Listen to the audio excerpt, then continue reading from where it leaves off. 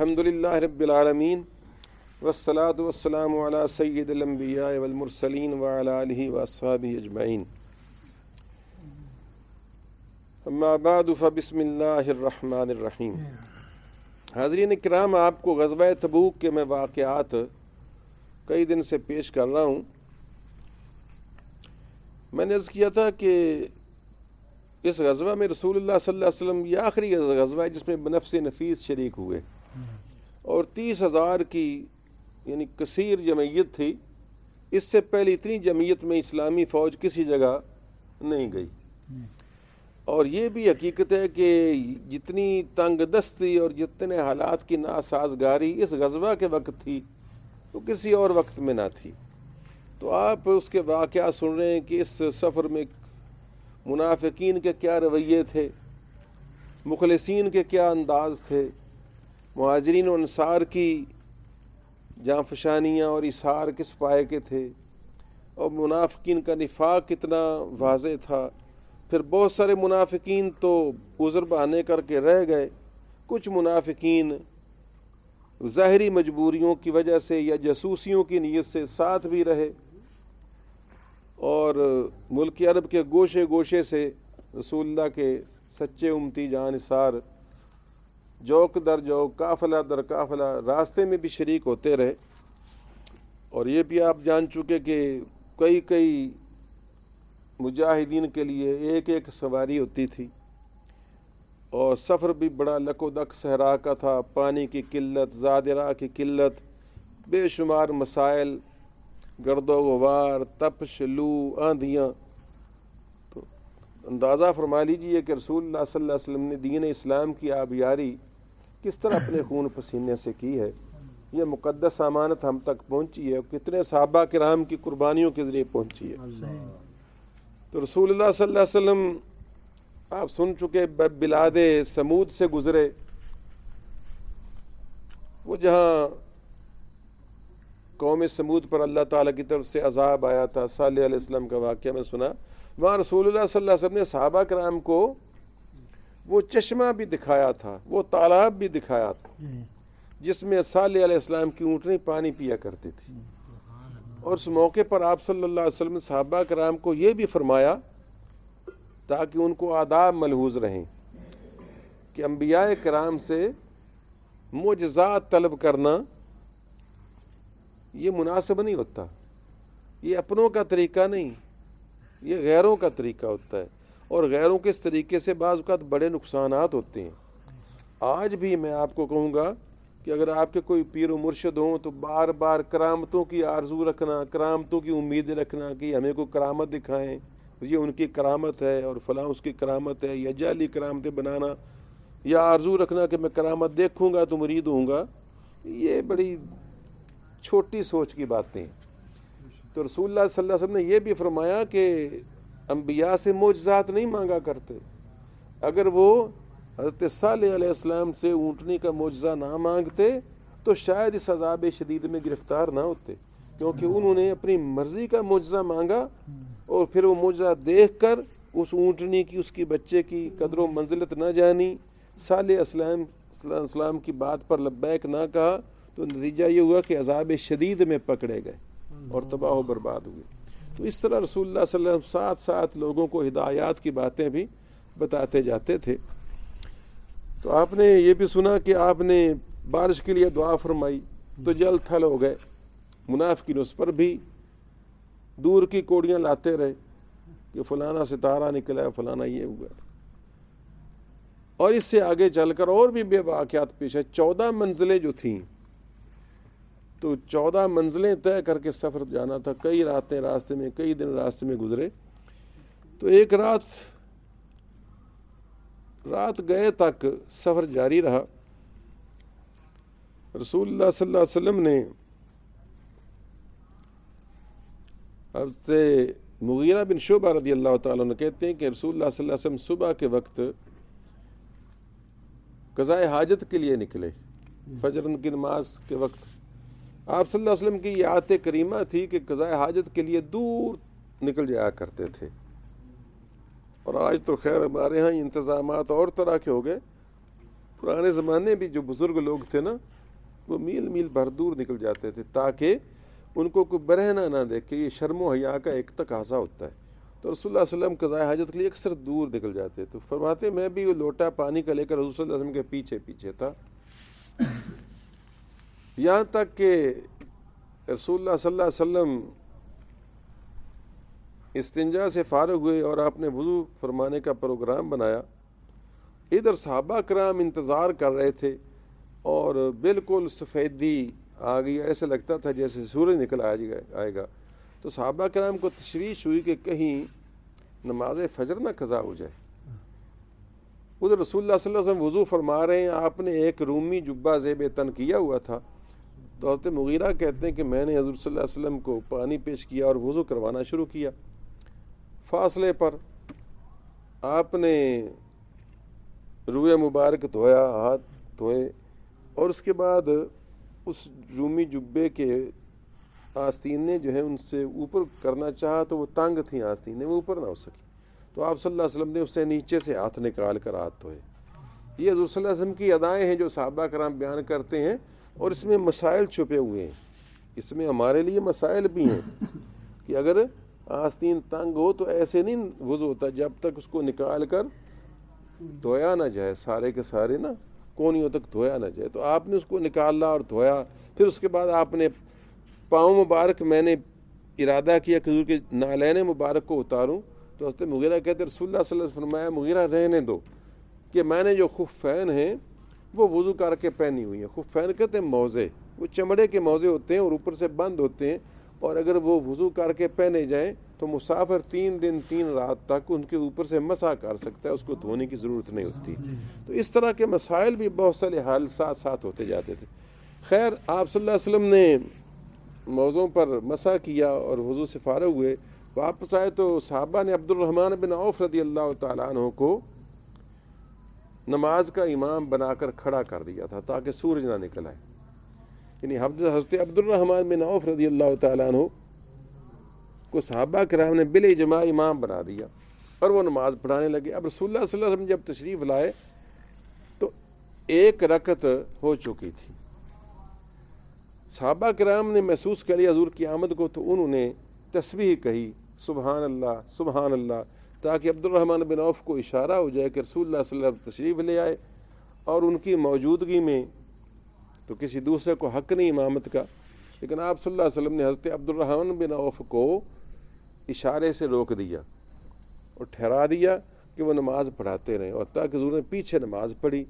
اور جب انہوں نے 2 رکعت کی سلام پھیر لی نماز کی، تو آپ صلی اللہ علیہ وسلم نے کھڑے ہو کر 1 رکعت ادا کی، پوری کی. یہ میں واقعہ اس لیے بھی سنانا چاہتا تھا کہ گزشتہ دنوں حضرت عبد الرحمن بن عوف رضی اللہ تعالیٰ عنہ کے ایثار اور قربانی اور مال یعنی رسد میں حصہ ڈالنے کی اور چندے میں حصہ ڈالنے کی آپ نے بڑی تفصیل سنی، اور اس کے ساتھ ویسے ہی ضمناً میرے منہ سے ایک بات نکل گئی. وہ سمجھانا چاہتا تھا کہ لوگ آج کل ہر وقت دولت کرتے رہتے ہیں، حالانکہ دولت کی بڑی بھاری ذمہ داریاں بھی ہوتی ہیں. تو عبد الرحمن بن عوف اتنے سخی، کریم اور جواد تھے کہ راہ خدا میں دل کھول کر خرچ کرتے تھے. پھر بھی رسول اللہ نے فرمایا کہ عبد الرحمن، میں نے خواب میں جنت کی سیر کی تو میں نے دیکھا کہ تم جنت میں گھٹنوں کے بعد رگڑ کر داخل ہو رہے ہو، کھسٹ کر داخل ہو رہے ہو. تو یہ بات میں نے سنائی تھی. تو اس وقت مقصود یہ تھا کہ آپ کو اس دولت سے نفرت دلواؤں جس کی ہمیں آج دن رات بڑی خواہش لگی ہوئی ہے، کیونکہ اس دولت کی وجہ سے اتنی بھاری ذمہ داریاں روز قیامت بندے پر عائد ہوگی کہ بندہ توبہ کرے گا کہ کاش میں غربت کی زندگی، مفلسانہ زندگی گزارتا اور مجھ پر اتنی بھاری ذمہ داریاں اور اتنے حساب کتاب مجھ سے نہ لیے جاتے. رسول اللہ صلی اللہ علیہ وسلم نے ایسے نہیں دعا کیا کرتے تھے اللہم احینی مسکینہ وامیتنی مسکینہ واحشرنی فی زمرۃ المساکین یوم القیامہ. اے اللہ مجھ کو مسکین زندہ رکھنا اور مسکینوں کے ساتھ موت دینا، اور روز قیامت مسکینوں کے ساتھ میرا حشر کرنا. اب میں آپ کو کیا بتاؤں مسکین کون ہوتا ہے؟ فقہ کی اصطلاح میں فقیر اس کو کہتے ہیں جس کے پاس کم از کم 1-2 وقت کا کھانا موجود ہو، اور مسکین کو کہتے ہیں جس کے پاس 1 وقت کا کھانا بھی موجود نہ ہو. تو رسول اللہ صلی اللہ علیہ وسلم کی یہ دعائیں ایسے نہیں ہیں. آج دن رات دولت کی لگی ہوئی ہے، حرص اور ہوس، ہم سب کا حال یہی ہے. تو دولت مندوں کو بڑی بھاری ذمہ داریاں، پوری انسانیت کے معاشرے کے حقوق جو ہے فرائض ان کے ذمہ عائد ہو جاتے ہیں، اور ان کو تو روٹی آرام ہو جاتی ہے اگر 40 سال اس گھر تک کوئی شخص بھوکا ہو، لیکن ہم نے کبھی نہیں پوچھا کہ کون کس حال میں ہے۔ یہ روزے قیامت پتہ چلے گا کہ اس دولت کے انجام کیا ہوتے ہیں۔ تو عبد الرحمن بن عوف رضی اللہ تعالیٰ عنہ کی میں نے اس حوالے سے وہ بات سنا دی تھی، ورنہ عبد الرحمن بن عوف عشرہ مبشرہ میں داخل ہیں، اور حضور صلی اللہ علیہ وسلم اگلے ذرا بات سنیے، صحابہ نے عبد الرحمن بن عوف کو امام بنایا، رسول اللہ نے ان کے پیچھے نماز پڑھی اور ایک رکعت بعد میں پڑھ کر نماز مکمل کی۔ فارغ و رغاب نے فرمایا صحابہ نے کہا کم احسنتم، تم نے بہت اچھا کیا، بہت اچھا کیا۔ کیوں کہ تم نے وقت پر نماز ادا کرنے کی کوشش کی، گویا کہ مجھے امید کی جا سکتی ہے کہ میرے بعد بھی تم نماز کا اسی طرح اہتمام رکھو گے اور نمازوں کو قضا نہیں ہونے دو گے۔ یعنی آپ صلی اللہ علیہ وسلم نے اس بات کو پسند فرمایا۔ اسی وجہ سے میں بھی کبھی کبھی لیٹ ہوتا ہوں نا، اور میرے بیٹے یا کوئی جماعت کروا لے تو میں نے کبھی غصہ نہیں کیا۔ آپ سامنے گواہ ہیں، آپ خود بخود سمجھتے رہیں کہ شاید آپ صاحب ناراض ہو گئے ہوں گے تو اس کا میرے پاس علاج نہیں ہے، لیکن بخدا میں نے کبھی بھی کوئی غصہ نہیں کیا، بلکہ مجھ کو اپنی شرمندگی ضرورت تھی کہ میں یار رہ گیا، میں بڑا سست ہوں، میں بڑا کاہل ہوں۔ تو آپ صلی اللہ علیہ وسلم اس کو پسند فرمایا، احسن تم کہا، بلکہ اس کے ساتھ آپ نے ایک عجیب بات کہی، اور وہ بڑی درد مندانہ بات بھی ہے اور حقیقت ہے۔ آپ نے فرمایا کہ کوئی بھی نبی دنیا سے اس وقت تک کوچ نہیں کرتا جب تک وہ اپنے کسی صالح مرد امتی کے پیچھے نماز نہ ادا کر لے۔ تو گویا رسول اللہ صلی اللہ علیہ وسلم نے وہ صالح مرد عبد الرحمن بن عوف کو قرار دیا جن کے پیچھے رسول اللہ نے زندگی میں نماز پڑھی۔ یعنی گویا یہ وہ اعزاز ہے جو ابو بکر صدیق کے علاوہ اور عبد الرحمن بن عوف کے علاوہ اور کسی کو نصیب نہیں ہوا، بلکہ حضرت ابو بکر صدیق کو بھی اس طرح کر کے نصیب ہوا کہ وہ رسول اللہ تشریف لے آئے اور ابو بکر پیچھے ہٹنے کی کوشش کرتے تھے، لیکن رسول اللہ صلی اللہ علیہ وسلم ان کے ساتھ بیٹھ گئے، اور اب حالت یہ ہوگی کہ ابو بکر صدیق رسول اللہ کی اقتداء کر رہے تھے اور جو مقتدی تھے وہ ابو بکر صدیق کی اقتداء کر رہے تھے۔ یعنی آخری دن کی جو نمازیں ہیں نا، دنیا سے کوچ کیا جب رسول اللہ صلی اللہ علیہ وسلم نے، تو آپ نے سنا ہوگا، تو اس وقت کہ رسول اللہ صلی اللہ علیہ وسلم نے دروازہ کھولا اور دیکھا کہ جماعت کھڑی ہے، تو آپ صلی اللہ علیہ وسلم آگے بڑھے۔ مولانا جامی نے اس کا بڑا عجیب نقشہ کھینچا، فرماتے ہیں کہ دل برا چو رخ نمودی شد نماز من قضا، دل برا چو رخ نمودی شد نماز من قضا، سجدہ کے باشد روا چوں آفتاب آیت بیروں، کہ محبوب جب تو نے چہرہ دکھایا تو میری تو نماز ہی قضا ہو گئی، تو خود بتا جب سورج نکل آئے جو تو نماز کیسے جائز ہو سکتی ہے۔ تو حضرت ابو بکر صدیق رضی اللہ تعالیٰ عنہ صحابہ کرام رسول اللہ کی طرف یوں دیکھ رہے تھے کہ کعبے سے منہ پھر گیا، بخدا حدیث کہتی ہے کہ کعبے کی طرف سے منہ پھر گیا اور سارے رسول اللہ کو دیکھنے لگے صلی اللہ علیہ وسلم کی حضور تشریف لا رہے۔ تو وہ نماز تھی تو بڑی عجیب و غریب نماز، لیکن اس میں صدیق اکبر رسول اللہ کی اقتداء کرتے تھے، حالانکہ رسول اللہ پاس بیٹھے تھے، بیٹھ کر ادا کروا رہے تھے، لیکن صحابہ کرام ابو بکر کی اقتداء کرتے تھے۔ لیکن یہ عبد الرحمن بن عوف کی انوکھی نماز ہے کہ رسول اللہ نے بنفس نفیس اس کی اقتداء کی اور آپ کے پیچھے نماز پڑھی، تو اس سے معلوم ہوا کہ رسول اللہ صلی اللہ علیہ وسلم کے علی مرتضیٰ شیر خدا کو بھی بڑی فضیلتیں حاصل ہیں، لیکن آپ صلی اللہ علیہ وسلم کے اور صحابہ کو بھی بڑی بڑی فضیلتیں حاصل ہیں۔ خیر یہ بھی اس سفر میں ایک واقعہ پیش آیا، اس کے علاوہ بھی ایک واقعہ پیش آیا۔ وہ کیا تھا؟ اصل میں یہ امت کے لیے مسائل حل ہو رہے تھے جو اس سفر کے بہانے حل ہونے تھے۔ ایک رات بڑی دیر تک سفر کرتے رہے، آدھی رات کے قریب رسول اللہ صلی اللہ علیہ وسلم نے اور لشکر نے پڑاؤ کیا۔ اب سب کو نیند آ رہی تھی، دن بھر کے تھکے ماندے تھے۔ رسول اللہ صلی اللہ علیہ وسلم نے حضرت بلال رضی اللہ تعالیٰ عنہ کو فرمایا کہ بلال تم فجر کے طلوع ہونے کا خیال کرنا اور تم ذرا پہرے داری کرنا اور ہمیں جگا دینا کہیں ہماری نماز قضا نہ ہو جائے۔ تو سب لشکر آرام میں ہو گیا، رسول اللہ صلی اللہ علیہ وسلم نے بھی استراحت فرمانے لگے۔ اب ابو بکر حضرت بلال رضی اللہ تعالیٰ عنہ اونٹ کے ساتھ نہ پاؤں کے بل پیچھے سے تکیہ لگا کر، اونٹ کے ساتھ تکیہ لگا کر بیٹھ گئے اور منہ ادھر تھا مشرق کی طرف کہ دھیان رکھوں جب بھی پو پھٹے کوئی سورج کے آثار ہوتے نا فجر کے صبح صادق کے تو رسول اللہ کو جگا دوں گا. نبی پاک کے جو غلام تھے اور سچے غلام تھے تو اس طرح وہ بیٹھے تھے تکیہ لگا کر کے اللہ تعالیٰ کا حکم جو اللہ چاہے. تو رسول اللہ صلی اللہ علیہ وسلم بھی محو خواب ہو گئے اور بلال کو بھی ایسا جھوٹا آیا کہ جاگے تو جناب سورج خوب نکل آیا تھا. سورج خوب نکل آیا تھا. اس وقت سب بیدار ہوئے. رسول اللہ صلی اللہ علیہ وسلم نے بلال کو کہا بلال تمہیں یار کہا نہیں تھا کہ تم خیال رکھنا نماز فجر کا. عرض کیا یا رسول اللہ صلی اللہ علیہ وسلم میں تو بیٹھا تھا اور مشرق کی طرف منہ کر کے بیٹھا تھا, سورج کے انتظار میں بیٹھا تھا, لیکن یا رسول اللہ جس نے آپ کو سلا دیا اس نے مجھ کو بھی سلا دیا. کیسا ایمان ہے یا رسول اللہ, جس نے آپ کو سلا دیا اس نے مجھ کو بھی سلا دیا. رسول اللہ صلی اللہ علیہ وسلم نے کہا خیر تو جلدی سے یہاں سے کوچ کرو. تھوڑا سا سفر کرنے کے بعد سارے لشکر نے اور آپ صلی اللہ علیہ وسلم نے نماز فجر کی قضا ادا کی. گویا کہ یہ ایک امت کے لیے سبق تھا اور حضور صلی اللہ علیہ وسلم یعنی میرے تمہارے جیسے ان کاہلوں اور غافلوں کو جو کاہلی اور غافلی کی وجہ سے بعض اوقات سوتے رہ جاتے ہیں اور فجر کی نماز کھو دیتے ہیں, گویا میرے آقا کی شان کریمی دیکھو کہ ان کو بھی اپنی رحمت کی چادر کی لپیٹ میں لے لیا ہے کہ گویا ہم بھی نبی کی سنت کے دائرے میں ہو جاتے ہیں.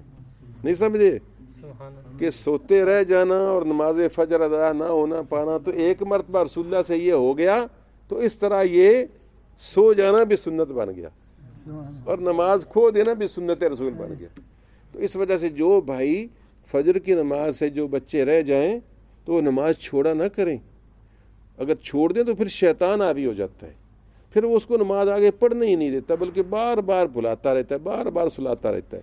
میں دعوے سے کہتا ہوں اگر پکے نمازی ہونے کا عہد کر لیں اور اگر آپ کی کوئی نماز رہ جائے تو اس کی قضا ادا کریں, انشاءاللہ تبارک و تعالیٰ آپ دیکھیں گے چاند دن کے اندر وہ آپ کی قضا والی عادت چھوٹ جائے گی. یہ نماز میں تاثیر ہے, ہمیں یہ بزرگوں نے یہ عمل بتائے ہیں اور میں آپ کو بغیر کسی معاوضے کے دے رہا ہوں. تو یہ واقعہ بھی اس سفر میں پیش آیا.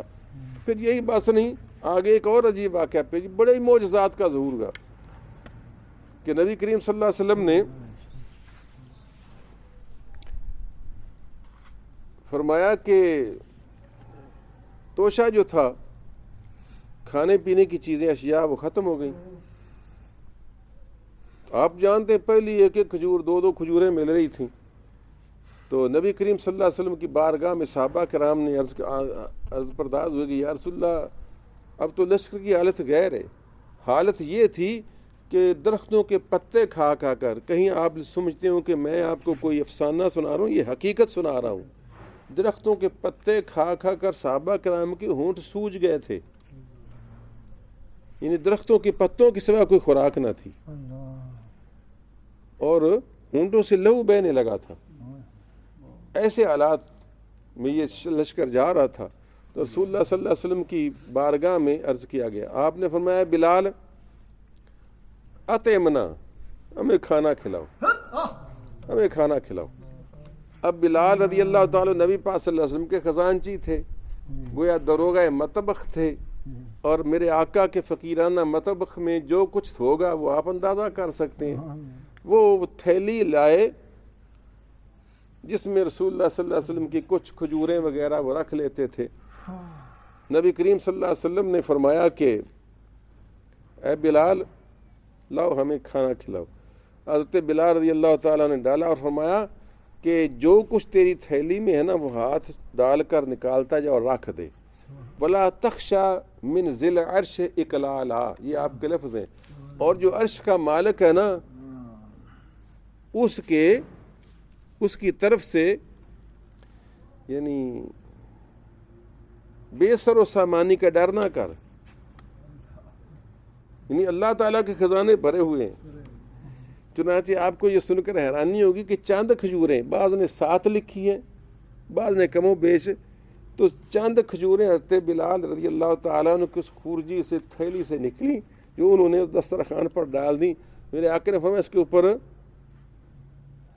چادر ڈال دے, کپڑا ڈال دے. اور اس کے بعد آپ صلی اللہ علیہ وسلم نے اس پر کچھ دعا کی اور صحابہ کرام کو کہا کہ آئیں اور اس کے نیچے سے ہاتھ ڈال کر نکالتے چلے جائیں۔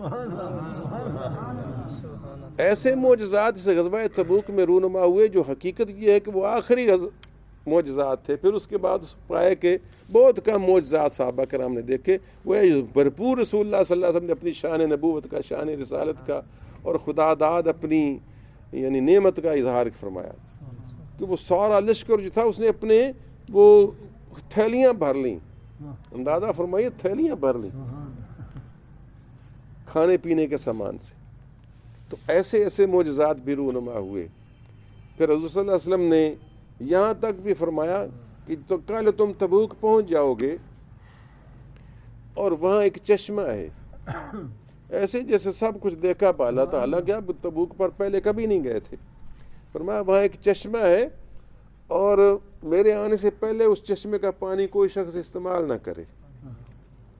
چنانچہ صحابہ کرام نے پہنچ کر بھی یہ اعلان ہو جاتا تھا، سب کی رسول اللہ کا فرمان جو تھا سب کے میں اعلان ہو جاتا تھا، کسی نے بھی اس پانی کے قریب جا کر ہاتھ نہیں لگایا، مگر غلطی سے 2-3 بندوں نے جا کر اس پانی کو کچھ چھو چھا لیا، ان کو پتہ نہیں چلا تھا یا ان کو اعلان کا پتہ نہیں چلا تھا۔ بہرحال نبی کریم صلی اللہ علیہ وسلم جب پہنچے پوچھا کس نے یہاں پانی تو ہاتھ تو نہیں لگایا، بتایا گیا کہ یہ 2-3 بندوں نے، آپ صلی اللہ علیہ وسلم نے ان کو ویسے کچھ ناراضگی کا اظہار فرمایا۔ بہرحال اس کے بعد رسول اللہ صلی اللہ علیہ وسلم نے فرمایا کہ چلو کے ذریعے پانی لے کر مشکیزے میں ڈالو، یعنی پانی اتنا قلیل تھا کہ وہ پانی چلو میں لے کر ڈالتے رہے، حتیٰ کہ اس مشکیزے میں کچھ پانی ہو گیا، اتنا جس سے رسول اللہ صلی اللہ علیہ وسلم اپنے ہاتھ مبارک اور چہرہ مبارک دھو سکیں اور کلی کر سکیں۔ تو آپ صلی اللہ علیہ وسلم نے اس پانی سے ہاتھ منہ دھوئے اور کلی کر کے اس چشمے والی جگہ پر کلی پھینک دی، بس اس کلی کا ڈالنا تھا کہ اس سے فوارے کی طرح پانی ابلنا شروع ہوا، اور وہ ایسا اتنا پانی تھا کہ نبی پاک صلی اللہ علیہ وسلم کا لشکر 30,000 کا 20 دن تبوک میں رہا، 20 روز تک تبوک میں یہ لشکر رہا اور اس چشمے کا پانی استعمال ہوتا رہا، بلکہ ایسا چلا کہ آج تک بھی میرے بعض دوستوں میں تبوک کی زیارت کی ہوئی ہے، میں تو نہیں جا سکا، انہوں نے بتایا کہ وہاں آج بھی فوارہ تبوک کے نام سے وہ چشمہ جو ہے وہ چلتا ہے اور ابلتا ہے۔ تو ایسے ایسے عجیب و غریب معجزات کا ظہور اس موقع پر ہوا تھا۔ اب وہاں پہنچ کر نبی پاک نے 20 دن تک انتظار فرمایا کہ کیسر روم، ہیراکل یا غسانی قبائل، لخم جزام اور وہ غسان کے جو قبائل تھے کوئی نکلے، لیکن کوئی بھی کہیں سے ٹس سے مس نہ ہو سکے، یعنی ایسی ہیبت چھائی اس وقت کی سپر پاور پر کہ کسی کی مجال نہ ہوئی کہ کوئی آہٹ بھی اپنی دکھائیں کہ ہم بھی ہیں۔ یہی مقصود تھا رسول اللہ صلی اللہ علیہ وسلم کا، تاکہ جو اسلام کے دشمن ہیں ان پر اسلام کی ہیبت چھائی رہے۔ اور وہ نکلتے بھی کیسے کہ یہ کیسر روم کی فوجیں اس سے پہلے غزوہ موتا میں، آپ نے اس کا نام سنا ہوگا، غزوہ موتا اس سے پہلے غزوہ ہوا تھا جس میں صرف 3,000 مسلمان صحابہ کرام سپاہی اور فوجی تھے، اور 3,000 نے 1,00,000 فوج کا مقابلہ 3 روز تک کیا تھا، اور اخیر فاتح و کامران ہو کر اپنی فوج کو واپس لائے تھے۔ تو جو 3,000 کا مقابلہ نہیں کر پائے تھے، اب 30,000 کا لشکر سن کر ان کی تو ہوا نکل گئی ہوگی۔ تو حضور صلی اللہ علیہ وسلم وہاں تبوک میں اتنے دن ٹھہرے اور اتنے دن وہ پانی استعمال ہوتا رہا، اور وہاں آپ صلی اللہ علیہ وسلم نے جو خوبصورت ترین خطبہ دیا وہ میں انشاءاللہ آپ کو کسی نہ کسی موقع پر سناتا رہوں گا۔ بے شمار فضائل کا حامل وہ خطبہ، جس طرح خطبہ حجۃ الوداع ہے نا، اور اس سے آپ کو پتہ بھی چلے گا کہ رسول اللہ صلی اللہ علیہ وسلم کی تقریریں کیسی ہوتی تھیں۔